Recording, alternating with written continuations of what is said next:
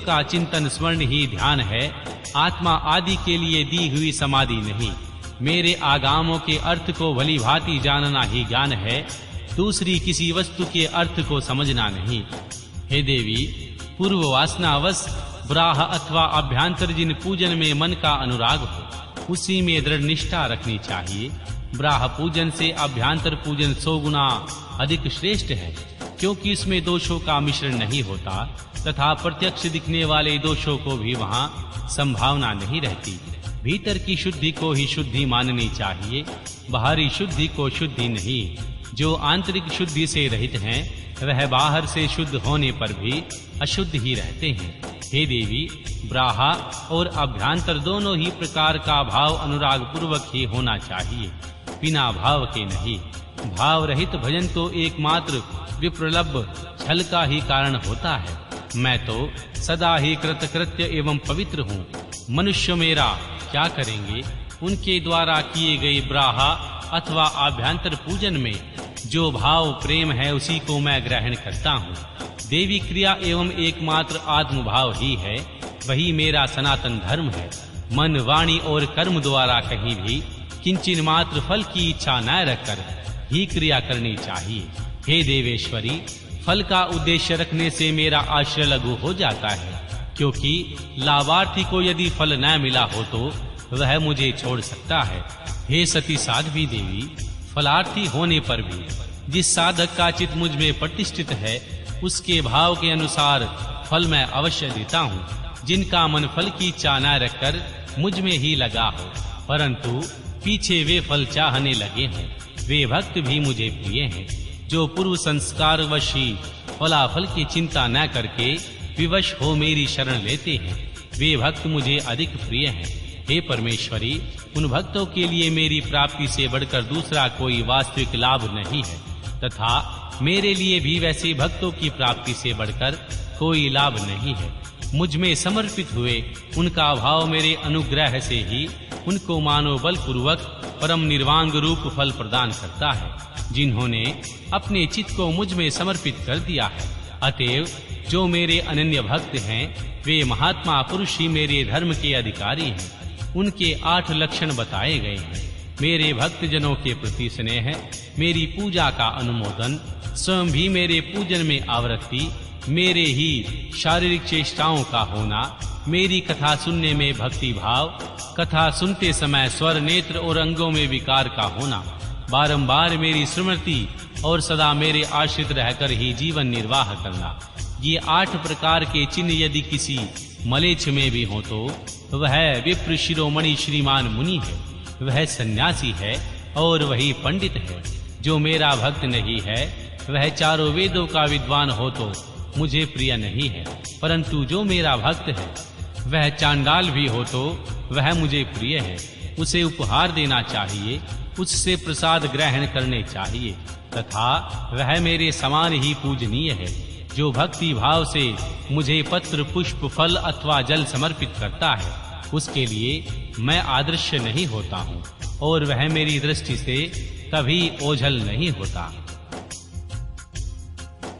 अध्याय 10 वर्ण आश्रम धर्म तथा नारी धर्म का वर्णन। भगवान शिव के भजन, चिंतन एवं ज्ञान की महत्ता का प्रतिपादन। श्री महादेव जी कहते हैं, हे देवेश्वरी, अब मैं अधिकारी विद्वान एवं श्रेष्ठ ब्राह्मण भक्तों के लिए संक्षेप में वर्ण धर्म का वर्णन करता हूँ। तीनों काल स्नान, अग्निहोत्र, विधिवत शिवलिंग पूजन, दान, ईश्वर प्रेम सदा और सर्वत्र दया, सत्य भाषण, संतोष, आस्तिकता, किसी भी जीव की हिंसा ना करना, लज्जा, श्रद्धा, अध्ययन, योग, निरंतर अध्यापन, व्याख्यान, ब्रह्मचर्य, उपदेश सुनना, तपस्या, क्षमा, शौच, शिखा धारण, यज्ञोपवीत धारण, पगड़ी धारण करना, दुपट्टा लगाना, निषिद्ध वस्तु का सेवन करना, रुद्राक्ष की माला पहनना, प्रत्येक पर में विशेषता है चतुर्दशी को भगवान शिव की पूजा करना, ब्रह्मपुर्ष का पान, प्रत्येक मास में ब्रह्मकुर्च से विधिवत पूर्वक मुझे नहलाकर मेरा विशेष रूप से पूजन करना, संपूर्ण क्रिया अन्न का त्याग, श्रद्धा अन्न का परित्याग, बासी अन्न तथा विशेषतः यावक, कुल्थी या बोरो धान का त्याग, मद और मद की गंध का त्याग, भगवान शिव को निवेदित चंडेश्वर के भाग नैवेद्य का त्याग, ये सभी वर्णों के सामान्य धर्म हैं। ब्राह्मणों के लिए विशेष धर्म ये हैं: क्षमा, शांति, संतोष, सत्य, असत्य, चोरी न करना, ब्रह्मचर्या, शिव ज्ञान, वैराग्य, भस्म सेवन और सब प्रकार की आसक्तियों से निवृत्ति। इन 10 धर्म को ब्राह्मणों का विशेष धर्म कहा गया है। अब योगियों यतियों के लक्षण बताए जाते हैं। दिन में भिक्षान भोजन उनका विशेष धर्म है। यह वानप्रस्थ आश्रम वालों के लिए भी उनके समान ही अभिष्ट है। इन सब को ब्रह्मचारियों को भी रात में भोजन करना नहीं चाहिए। पढ़ना, यज्ञ करना और दान लेना, इनका विधान मैंने विशेषतः अक्षत्रियों और वैश्यों के लिए नहीं किया। मेरे आश्रम में रहने वाले राजाओं या क्षत्रियों के लिए थोड़े में धर्म का संग्रह इस प्रकार है: सब वर्णों की रक्षा, युद्ध में शत्रुओं का वध, दुष्ट पक्षियों, मृगों तथा दुराचारी मनुष्यों का दमन करना, सब लोगों पर विश्वास करना, केवल शिव योगियों पर ही विश्वास रखना, ऋतु काल में ही स्त्री संसर्ग करना, सेना का संरक्षण, गुप्तचर भेजकर लोक में घटित होने वाले समाचारों को जानना, सदा अस्त्र धारण करना तथा भस्म कंचुक धारण करना, गोरक्षा, वाणिज्य और कृषि, ये वैश्य के धर्म बताए गए हैं। शूद्रेतर वर्णों, ब्राह्मण, क्षत्रियों और वैश्यों की सेवा शूद्र का धर्म कहा गया है।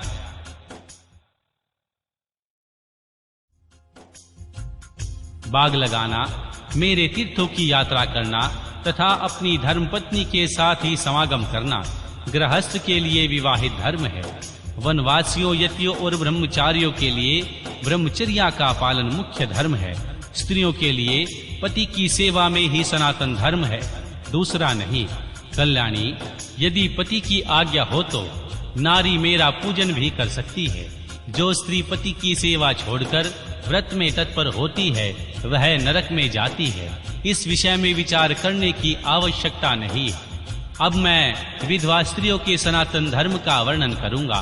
व्रत, दान, तप, शौच, भूमि शयन, केवल रात में ही भोजन, सदा ब्रह्मचर्या का पालन, भस्म अथवा जल से स्नान, शांति, मौन, क्षमा, विधि पूर्वक सब जीवों को अन्न का वितरण, अष्टमी, चतुर्दशी, पूर्णिमा तथा विशेषतः एकादशी को विधिवत उपवास और मेरा पूजन, ये विधवा स्त्रियों के धर्म है। हे देवी, इस प्रकार मैंने संक्षेप से अपने आश्रम का सेवन करने वाले ब्राह्मणों, क्षत्रियों, वैश्यों, सन्यासियों, ब्रह्मचारियों तथा वानप्रस्थों और गृहस्थों के धर्म का वर्णन किया। साथ ही शूद्रों और नारियों के लिए भी इस सनातन धर्म का उपदेश दिया। हे देवेश्वरी, तुम्हें सदा मेरा ध्यान और मेरे षडक्षर मंत्र का जाप करना चाहिए। यही संपूर्ण वेदोक्त धर्म है और यही धर्म तथा अर्थ का संग्रह है। लोक में जो मनुष्य अपनी इच्छा से मेरे विग्रह का सेवा व्रत धारण किया करते हैं, पूर्व जन्म की सेवा के संस्कार से युक्त होने के कारण भाव तिरेक से संपन्न है। वे स्त्री आदि विषयों के अनुरक्त या विरक्त पापों में उसी प्रकार लिप्त नहीं होते जैसे जल में कमल का पत्ता मेरे प्रसाद से विशुद्ध हुए उन विवेक की पुरुषों को मेरे स्वरूप का ज्ञान हो जाता है। फिर उनके लिए कर्तव्य का विधि निषेध नहीं रह जाता। समाधि तथा शरणागति में भी आवश्यकता नहीं रहती। जैसे मेरे लिए विधि निषेध नहीं है वैसे ही उनके लिए भी नहीं है। परिपूर्ण होने के कारण मेरे लिए सब कुछ साध्य नहीं है। उसी प्रकार उन कृत्य योगियों के लिए भी कोई कर्तव्य नहीं रह जाता। वे मेरे भक्तों के लिए मन भाव का आश्रय ले भूतल पर स्थित हैं। उन्हें रुद्रलोक से परिभ्रष्ट रुद्र ही समझना चाहिए, इसमें संशय नहीं है। मेरी आज्ञा से आज्ञा ब्रह्मा आदि देवताओं को कार्य में प्रावृत्त करने वाली है। उसी प्रकार उन शिव योगियों को आज्ञा भी अन्य मनुष्यों को कर्तव्य कर्म में लगाने वाली है। वे मेरी आज्ञा के आधार हैं। उनमें अतिशय सद्भाव भी है, इसलिए उनका दर्शन करने मात्र से सब पापों का नाश हो जाता है। अतः प्रशस्त फल की प्राप्ति को सूचित करने वाले विश्व की वृद्धि होती है। जिन पुरुषों का मुझ में अनुराग है उन्हें उन बातों का भी ज्ञान होता है जो पहले कभी देखने या अनुभव में नहीं आई होती। उनमें अकस्मात कंप स्वेद